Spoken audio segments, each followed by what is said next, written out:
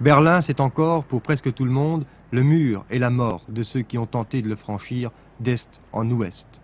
L'on a oublié que la partie occidentale de l'ancienne capitale du Reich est aussi l'une des vitrines de l'économie libérale et du capitalisme à l'est. Le centre de Berlin et le Kurfürstendamm rappellent certains quartiers de Paris. Berlin, c'est aussi, adossé au mur, des îlots populaires et pauvres qui contrastent avec des quartiers d'affaires créés de toutes pièces sans que rien dans les ressources de la ville ne justifie leur présence.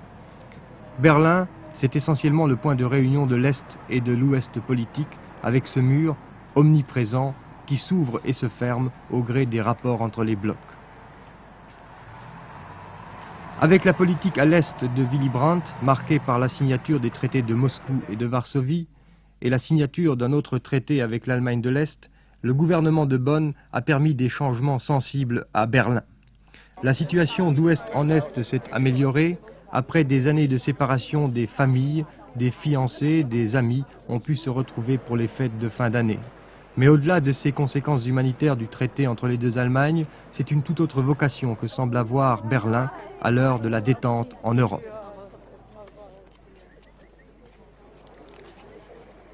Klaus Schütz, qui a succédé à Willy Brandt à la mairie de Berlin, espère que la politique à l'est de son pays a permis d'avoir, grâce au traité fondamental, un premier vrai contact avec l'Europe de l'Est.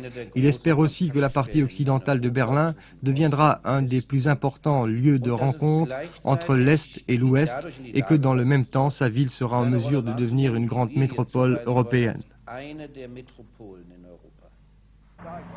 Le souci de faire de Berlin un lieu de confrontation entre l'Est et l'Ouest, entre deux types de sociétés et de régimes, c'est surtout celui de la jeunesse berlinoise, progressiste et désireuse de renouer avec les jeunes de l'autre côté du mur, sans pour autant croire à la réunification des deux Allemagnes. Les jeunes n'ont plus l'espoir, n'ont jamais eu l'idée d'une Allemagne de l'Est et de l'Ouest réunie, parce qu'ils n'ont pas l'expérience d'une histoire laquelle était faite par les parents, par exemple. À cause de ça, se posait toujours la question pour les jeunes, spécialement ici à Berlin, pourquoi cette confrontation?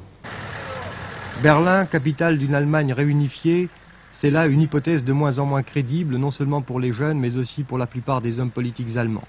Une preuve, Bonn, capitale fédérale que d'aucuns croyaient provisoire, se développe de manière irréversible. Cette petite ville rhénane continue d'être un gigantesque chantier.